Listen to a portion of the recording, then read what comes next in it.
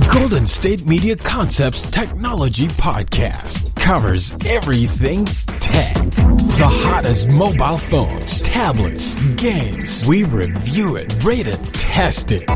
Whether you're Microsoft or Apple, Android or iPhone, we'll give it to you again and again. Black and white. The Golden State Media Concepts Technology Podcast.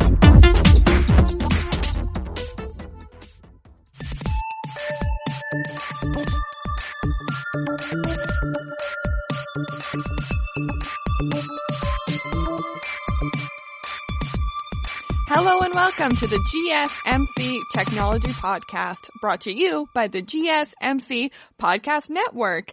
I'm your host, Mackenzie Jaquish, and I'm so excited you decided to join me today. Today we are going to be talking about what's new in the world of technology, as well we are going to discuss what kind of laptops you should consider buying, whether you are looking for something to game with, work with.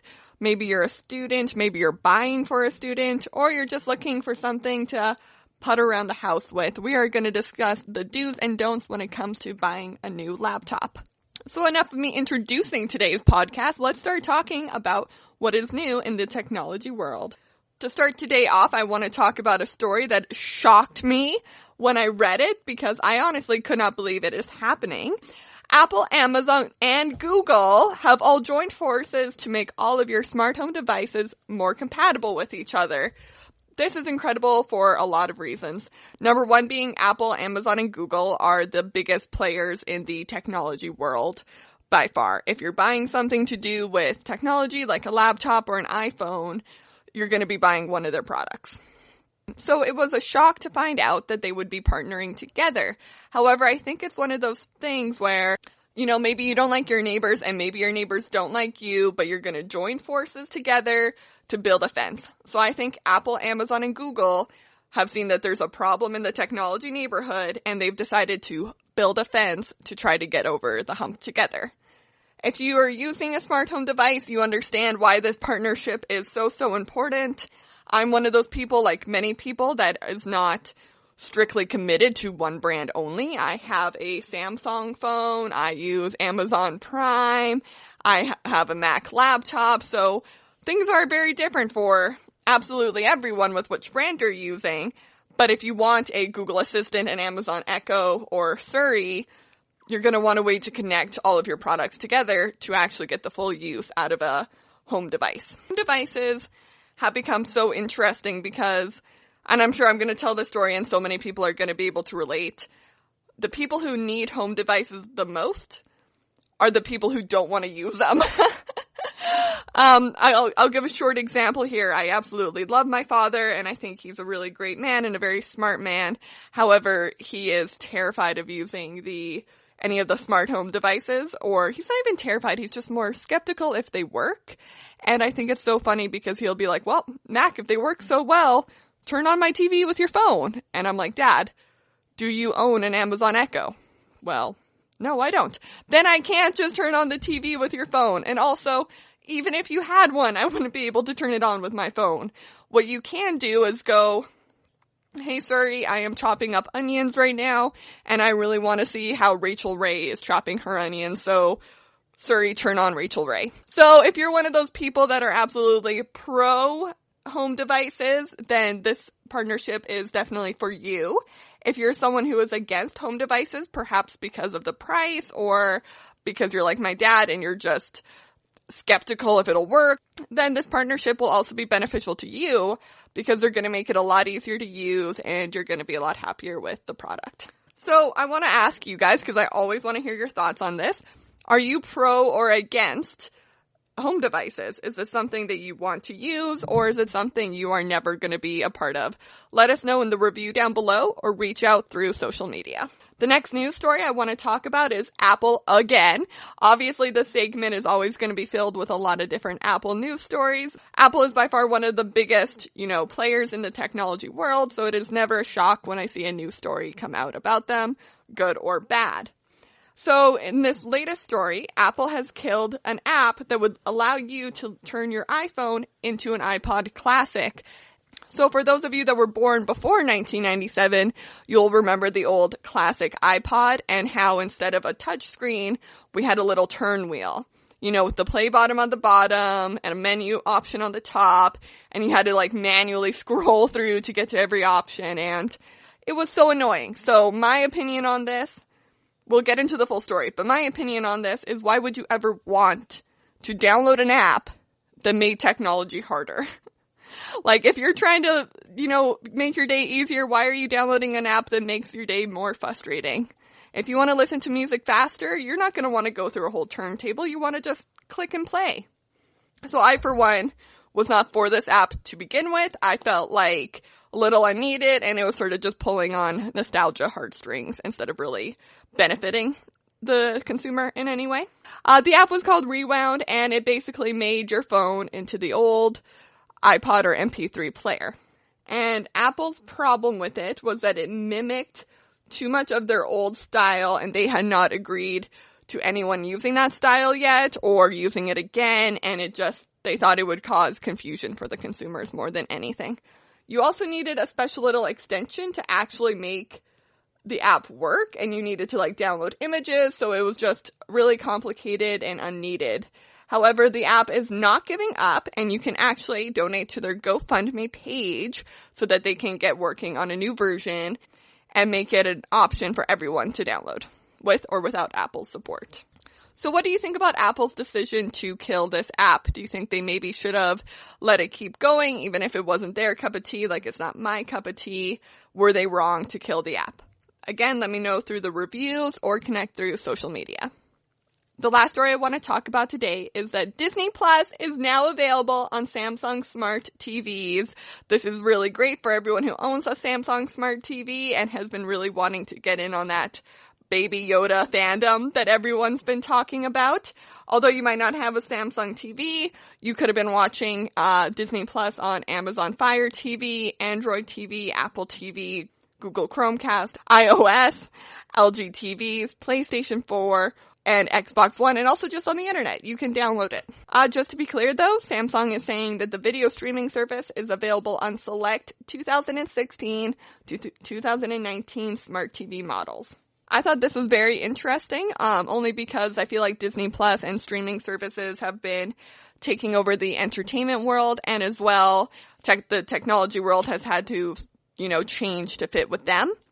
So, Disney is always being a little, keeping things from the general public, in the way that, only something so magical can. They gotta preserve that Disney magic. But what we know so far is that 22 million people did download the app, and that their fiscal year will be coming to an end on December 31st, so we should be getting a new update to how many people are actually using Disney Plus.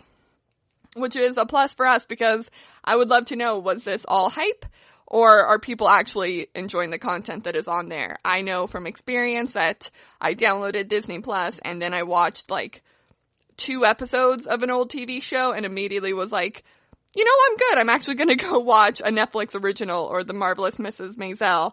So I would love to hear from you. Did you buy into the hype of Disney Plus? Do you buy into any of the hype with these streaming services? Or are you a classic cable TV person? Again, let me know through the reviews or connect through social media. We're going to go ahead and take our first break of the podcast, but stay tuned because you are listening to the GSMC Technology Podcast, brought to you by the GSMC Podcast Network. And when you come back, we're going to be talking about what you need to know when buying a new laptop. Do you work in the world of marketing and advertising? Are you a media buyer or the owner of an agency? Have you been looking for a podcast to help stay on top of all the goings-on of those worlds? The GSMC Marketing News Podcast is dedicated to keeping you up to date on all things concerning marketing and advertising. Get the latest marketing news, from what major businesses have planned for the coming year, to the newest trends in advertising, from podcasts, digital and streaming, to the old standbys of radio, television, and billboards. The GSMC Marketing News Podcast has you covered, whether you're a marketing agent or a business trying to expand your brand.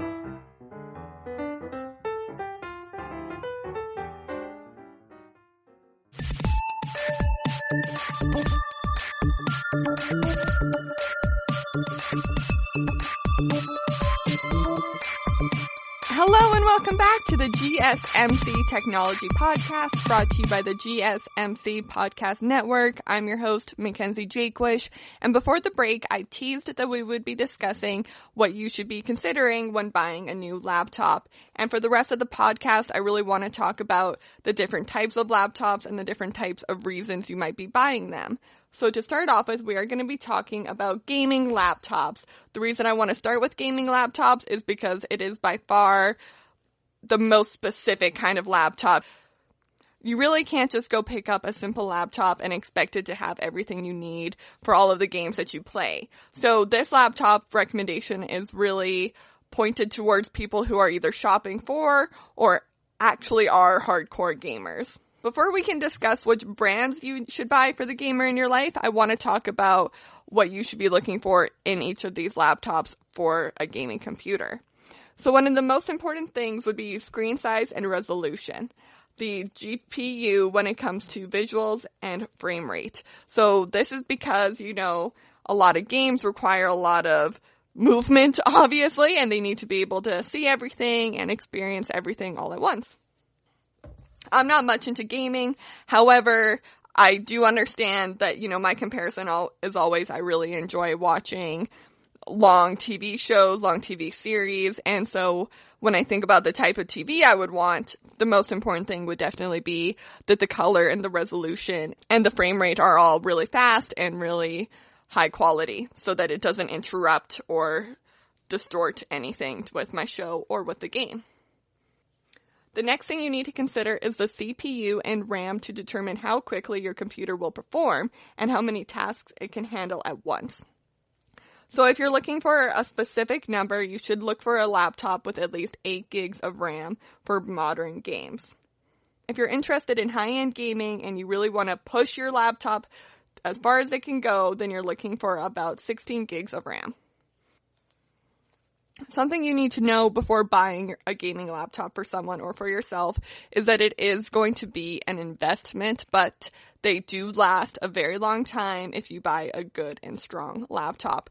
So get ready to spend somewhere between $2,000 and $5,000 on a gaming laptop. However, I know this seems like a lot of money. It will keep you gaming and pushing those limits with your games for a very long time, so it is definitely worth the investment.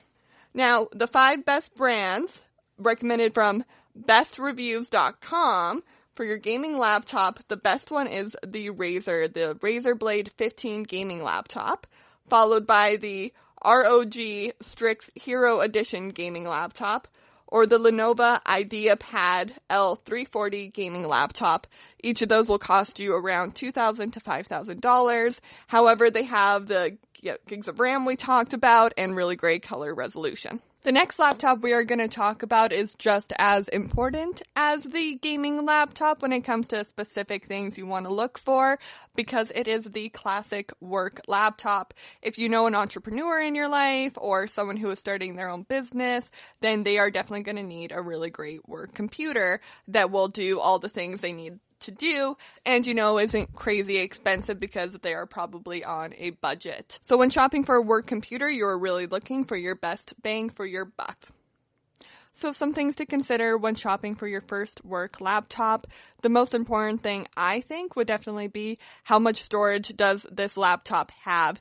You're going to be opening a lot of files, you're going to be saving a lot of things to your desktop, you're probably going to be working on 2 or 3 projects at once, so you're really going to want a laptop that has a lot of storage so that you're not constantly having to delete things. Along with having a lot of storage, you're also going to want to think about storage in your bag and in your home. A good work laptop should be small enough that, it can fit into a backpack or a laptop bag easily. You definitely don't want to be hauling around a giant computer to business meetings or just even throughout your house. So portable and accessibility would definitely be the second thing you need to look for. Something else you want to consider when looking for your work laptop is what features does it have for you. You definitely want a USB-C port. Those are where your little thumb drives can stick into. I know a lot of people still like to use those instead of email just to transfer really big files in between people.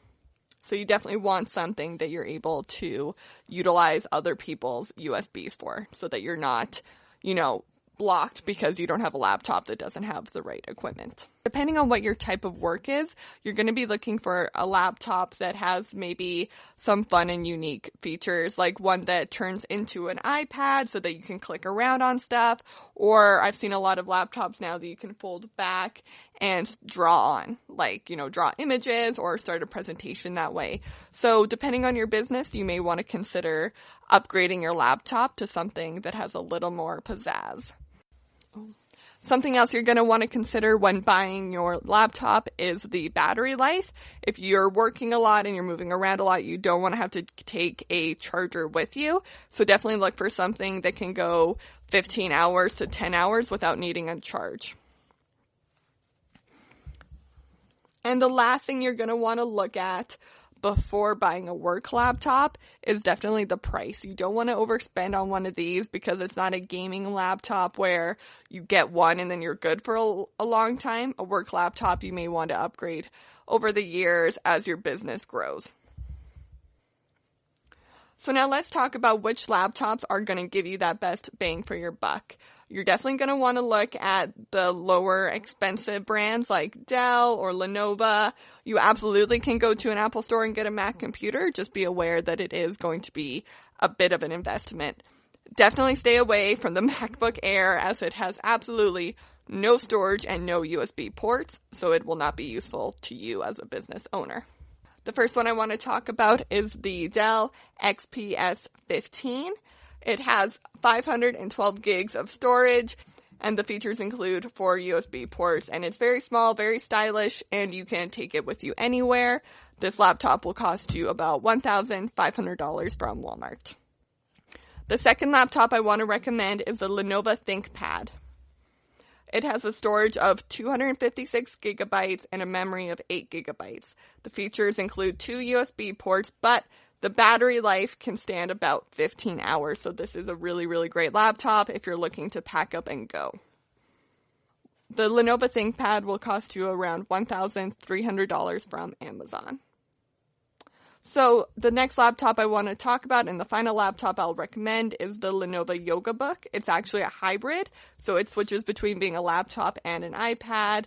It looks like there's also a really cool option for you to get to draw with some sort of pen on this laptop. So if your career involves some sort of graphic design or something that you need to be a little more creative, I definitely recommend this laptop.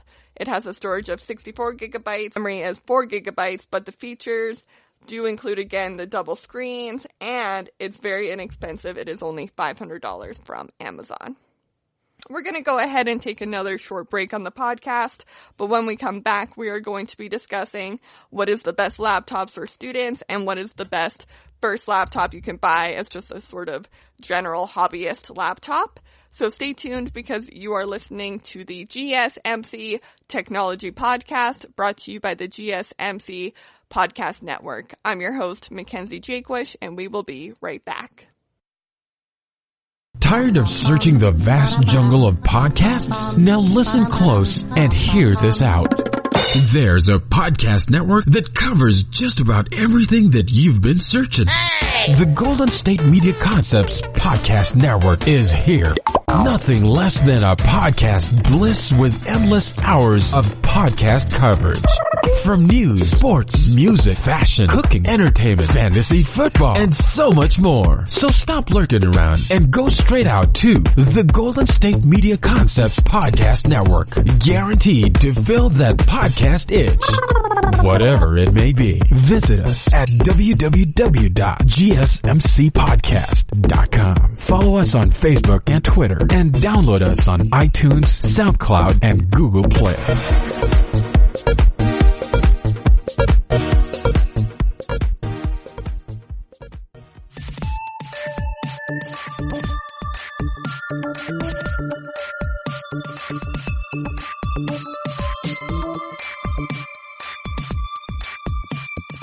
Welcome back to the GSMC Technology Podcast, brought to you by the GSMC Podcast Network. I'm your host, Mackenzie Jakewish, and thanks for hanging out with us today.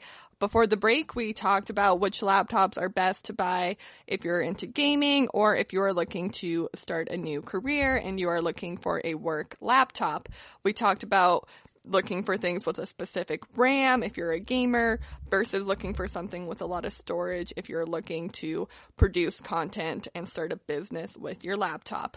Now that we're back from our break, we are going to be talking about the best laptop to buy students or the best laptop to buy if you're if you're looking for a first laptop to buy ever. Definitely something to consider when buying a laptop for your student, or if you're a student looking to buy your first laptop for university.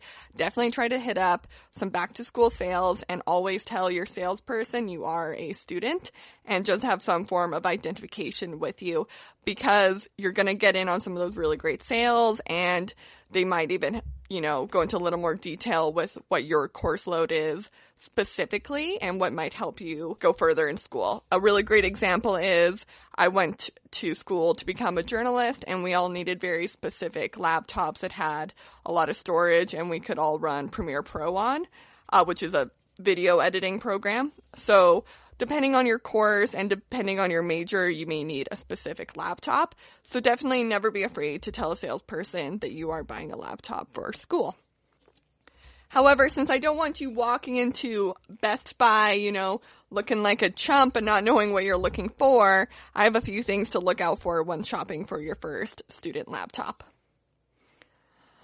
Very similar to the work laptop, the most important thing for you as a student will be that the laptop has a lot of storage. You're going to be jumping between classes, and you're going to have multiple projects and tests and stress and trying to exercise and drink your water. Everything's going to be happening at once. So the thing you don't need to worry about is having enough storage on your laptop. You're going to want to know that you can screenshot a photo of your ex from Facebook while also finishing your history essay.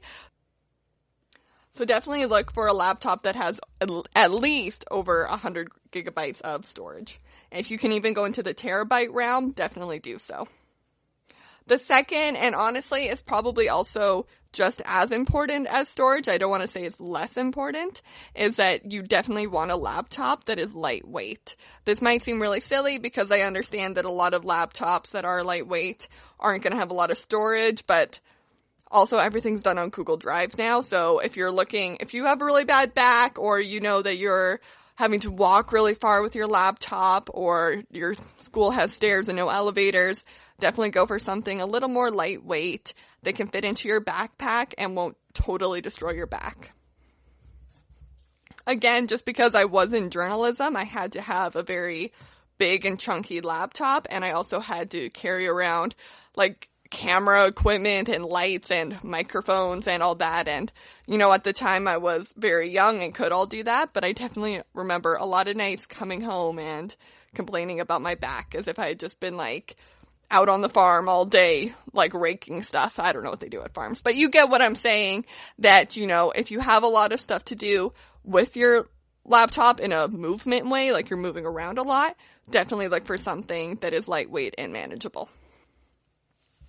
All right, so now let's talk about which laptops you should actually be buying, because, we know you want a lot of memory, we know you want a lot of storage, and we know you want it to be fast. Above all else, all of these laptops, make sure that it's really fast. The gaming laptop definitely has to be the fastest, but you don't want a slow computer for your schooling either. So now, the first one I want to recommend is the Dell XPS 13. It is the 8th generation Intel, has a Core i5 and i7, a graphics card, which is really, really great if you're doing some sort of video editing or presentation. The RAM is 4 gigabytes and 16, so this laptop is super fast, and it has a storage of 128 gigabytes. This laptop will run you around $2,000 depending on where you buy it. However, although it is a student laptop, and I suspect a lot of students, aren't looking for a very expensive laptop, this laptop will last you a very long time and can go with you into your next phase of life after school. The second laptop I want to recommend to university students, and also if you're in middle school or high school and they're asking you to buy a laptop, this is more of a recommendation for parents out there. Definitely look into an Acer Chromebook. Chromebooks are like a baby laptop. Like basically the only thing you can do on them is Google Drive, but everything's on Google Drive nowadays. You don't need to save things to a desktop or have Word documents because you got Google Docs. So the Acer Chromebook is super, super lightweight and super fast. So you can get all of your work done and not totally break your back. Not to mention, it is also very, very cost effective. This laptop will cost you around $400. It should not be more than $400. The next laptop I want to recommend is the HP Envy X360. This laptop is a laptop / iPad. It's one of those really fun hybrid ones where you just push the back and it turns into an iPad, which is a super cool feature, especially if you're in a class like a math class or a science class where there's a lot of equations on the board that you can't really type. It's really great to turn it into an iPad and then draw out the math that you need. This laptop has about 8 gigabytes of RAM. The screen is 13 inches and it has a storage of 128 gigabytes. This laptop is about $1,000. Again, it's a little more expensive, but you do get the added bonus of it also being an iPad.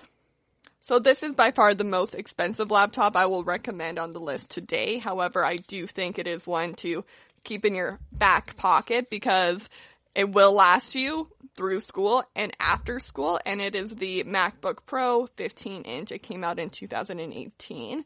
It is the best student laptop for Apple fans shopping at the premier end of the market. So this laptop, has amazing graphics, is very fast. It has 16 gigs of RAM. The screen is nice. The resolution is fantastic. The storage is 512 gigabytes to 4 terabytes. So you're going to be able to save everything imaginable over the next 4 years onto this laptop, and you probably never have to delete it. Unless you are doing something you want to delete, and that's up to you. This laptop is around $3,000, if not more. But like I'm saying, it is going to last you a very, very long time. It is an investment in yourself and your education, and I highly recommend it if you are able to buy this laptop. The last laptop I want to talk about on this podcast is the laptop that you want to have if you're just a hobbyist who, you want a laptop because you kind of want to take your computer around the house with you, but you won't be doing any serious gaming, schooling, or work on the laptop. You're just looking to stay connected and stay relevant. In that case, the most important thing for you will always be storage. Storage across the board is always pretty important. But you're going to want storage, not a ton, not anything near the student or the worker, but you still want storage. You still want it to be fast, not as fast as a gaming laptop, but again, still pretty fast because a slow laptop is very frustrating. But I would say the most important thing for you would actually be getting the most bang for your buck. A lot of these laptops I've talked about have been in the $2,000 range to like the $5,000 range. What I'm going to talk about and what I'm going to recommend are all laptops that are under $1,000 because I understand that this is not something you're taking around with you a lot and it's not something you're really investing in. Because this is just a hobbyist laptop, you can, experiment a little bit with those hybrid laptops that turn into the iPad. However, if you know for a fact that you have no interest in playing iPad games or using an iPad for any stylish reasons, then I would steer clear of those because it might seem like a good idea in the store. It's not going to be a good idea a year from now when you have to go get your laptop fixed because the screen is cracking because you switched it around so much and you didn't even really use it. So definitely steer clear of those because they're not useful for you. Depending on what you're using it for in your hobbies, if you're wanting to edit photos or just collect photos from your family, then you probably don't want a Chromebook because there's not a lot of room to save stuff. Same with a MacBook Air. There's just not enough storage to really be saving files. The first laptop I'm going to recommend to you, hobbyist, is the Acer Aspire 5 laptop. It is around $600, so definitely near the end range of our budget that I set for us, but it does have a lot of storage, 256 gigabytes to be specific, and it has 8 gigabytes of RAM, so it is very fast and has a lot of storage, so you're definitely able to use it for a lot of different reasons, especially if you're sharing this laptop with your entire family. One downside with this laptop is it's not very pretty. I know that's not a big deal to everyone, but also I know it is to some people. You don't want an ugly laptop lying around your house, and I do have to admit, This one is not very stylish, but it does get the job done, and it is only $600, so definitely consider the Acer Aspire 5 laptop. The next laptop I am going to recommend is the Lenovo 15.6 laptop. It has 4 gigabytes of RAM, so not super fast, but definitely not extremely slow, especially considering it has 500 gigabytes of hard drive capacity and helps you store all of your digital data that you may need. So it's definitely a really great laptop for storage purposes. It may be a little bit slow compared to some of the other laptops we discussed on this podcast. This laptop is only $300, and you can save $100 if you order it after Christmas around Boxing Day. So definitely keep your eye out for that laptop if you're looking for something with a lot of storage and you're okay with it being a little more slow. So the final laptop I'm going to recommend to all of you hobbyists is the Dell Inspiron 11 3000. It has a storage of 32 gigabytes and a RAM of 4 gigabytes. So again, a little bit slow, not a ton of storage, but it is only $179. So I definitely think it is worth it for its price because it definitely will allow you to check your emails, play games, connect through Facebook or any other social media platform you have. And it's super lightweight to carry around and can be just a fun laptop if you're not looking to do anything serious with it. All right, everyone, that is it for the GSMC Technology Podcast, brought to you by the GSMC Podcast Network. I encourage you to please write a review down below discussing what we talked about today. I absolutely love hearing from you guys, hearing your thoughts on the topics, which is why you should also connect with us through social media. We have Instagram, Twitter, and Facebook. Thank you for tuning in. I'm Mackenzie Jaquish, and I will see you next time. You've been listening to the Golden State Media Concepts Technology Podcast, part of the Golden State Media Concepts Podcast Network. You can find this show and others like it at www.gsmcpodcast.com. Download our podcast on iTunes, Stitcher, SoundCloud, and Google Play. Just type in GSMC to find all the shows from the Golden State Media Concepts Podcast Network, from movies to music, from sports to entertainment, and even weird news. You can also follow us on Twitter and on Facebook. Thank you, and we hope you have enjoyed today's program.